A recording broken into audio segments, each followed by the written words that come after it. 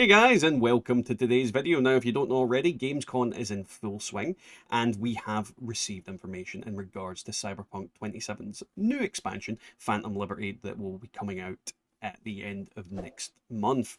Now, before we get into that, don't forget to leave a like, a comment, and subscribe, and let's chat about it and get into the info of what's going on.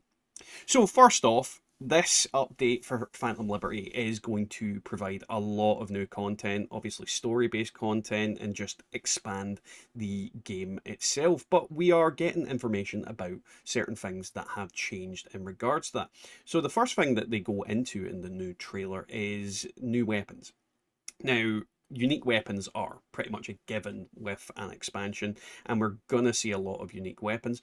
But from what it looks like, we're going to see some new basic weapons and new basic potentially types of weapons, and they have a load of screenshots and skins and things that you can see, and a lot of it looks very pretty, very in line with the rest of the theme of Cyberpunk 27, and it's looking great. And this is going to obviously open new avenues of ways to play, because different weapons have different ways that you use them, because certain weapons, heavy recoil, certain weapons not recoil. It just depends on what you want to do. So yeah, really interested to see what we get, and I love different flavors when it comes to weapons. Following that, we also have the new Cyberware system. Now, if you are anything like me and you've tried a bunch of different builds in Cyberpunk 2077, you will pretty much be locked into certain paths when it comes to the cyberware. There's certain things that you kind of use because there's no better alternatives. I mean, for example, the Cyber Deck and the Sandevistan. Both of them are pretty much the top in their range of what's in that slot, so you tend to use them. The double jump for the legs, if you're not using blades, fists for doing certain things. There's certain upgrades that just seem to overlap what the other things can do in those slots, and because of that, it tends to be a little bit samey. The new cyberware system, however, is hopefully going to change that. There's going to be a bunch of new potential cyberware that we can use, as well as a new overclocking system. Now, if you know about overclocking a PC, essentially you have your components running at a higher, what's the word? Threshold of performance. This can potentially cause them to burn out and break, and this goes for the same thing in the game. There's going to be an element of cyberpsychosis with these overclocking and new parts in the new system. So having too much cyberware will have downsides. Having too much overclocking will have downsides. Now, what these downsides are isn't fully clear yet, but I'm sure that will come when we get the game released and we have more information on it as we're getting closer to the release of Phantom Liberty. It's definitely an interesting thing because there was no downside to cyberware in the current version of the game. So it'll be interesting to see what downsides, and if you can even subvert the downsides to these new cyberware changes. Now, this next point is, well, a game changer, quite literally. They are redesigning the perks in the game. Now, I expect some perks will remain ultimately the same, but the way that you level your perks and the way that the skill tree progresses is completely remapped and redone, which will probably mean that everybody gets their character respec just by standard. This potentially will also respec the stats. I don't know how they're going to do it, but either way, the whole perk system is completely different. And this changes the way that fundamentally your character works, and will create a lot of new builds, a lot of new kind of different ways to approach the game. On top of that, they are adding new perks called finishers, which essentially allow you to use a special move with certain playstyles. So for example, melee, you're able to chuck a guy at another guy. Literally hitting a guy with another guy is fun. I'm never ever going to say that that's a bad thing. There's something called Deadeye where you can throw a grenade and shoot the damn thing as it gets to the enemies, so it explodes right away. So yeah, massive game-changing mechanics coming in, and from the footage you're seeing there's a lot of stuff that you're not getting privy to quite yet. They also have the new relic skill tree, which is going to allow you to use crazy ass new abilities that are relevant once again to your build, which potentially allows you to essentially teleport and punch a guy so hard he explodes. Yeah, I mean, I I I have no words other than I want to do these things. I want to punch a man so hard he explodes. Gimme, gimme, gimme, gimme. Now, the next part is something we have been asking for a long time when it came to Cyberpunk 2077, and that is vehicular combat. Now, by the looks of it, you're going to be able to use your vehicle in order to attack people, but you're also going to be able to attack vehicles directly in different manners of ways. For example, you can quick hack them now and tell that car to explode, as well as allow yourself to lean out the window and shoot outside of the usual cutscene bits. There has always technically been vehicle combat in Cyberpunk, but you've not had control of it. That is changing. We are getting control of it.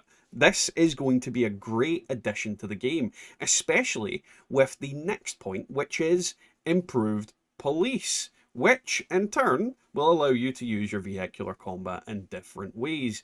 The game itself is going to be completely different because of this, because the amount of times I get chased by the police, and then when I'm in my car, I can't do anything about it. This is going to change it. This is going to make it so that I can go on Grand Theft Auto level style destruction in a vehicle and cause police cars to explode because they looked at me. It's going to be fun on the bun, and I really like this edition. I mean, I don't think there's a single edition on this list that I haven't liked, but I really like vehicular combat, especially with the new perks, because there's probably going to be ones in relation to vehicles.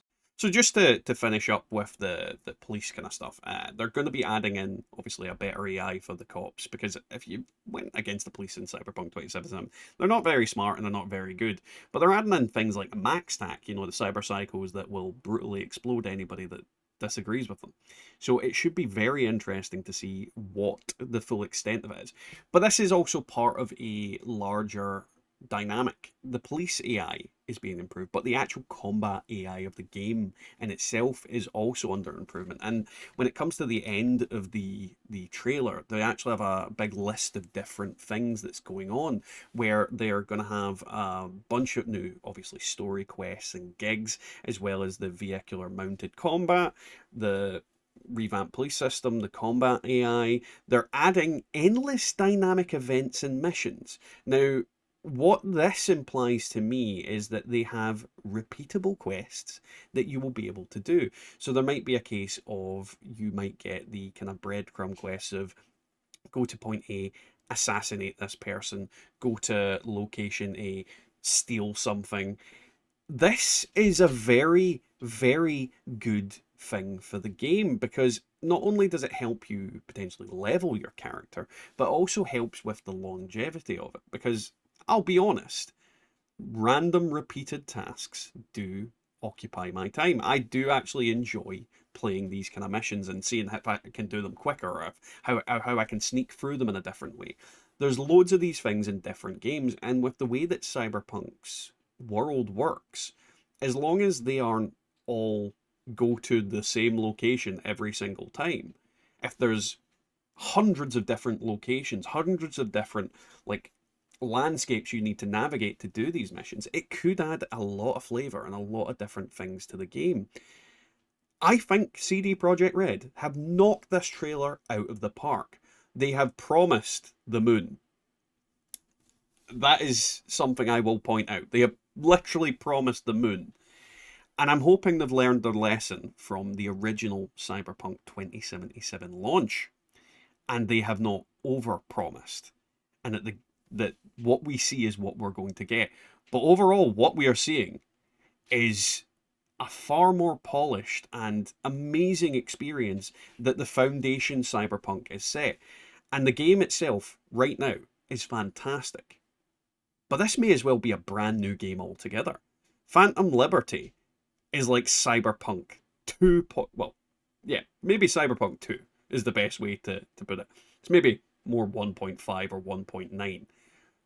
But it's seeming like it's a completely new game once this happens. And I, for one, will be playing the living hell out of it. Either way, guys, Don't forget to like, comment, subscribe, and we'll catch you back in Night City.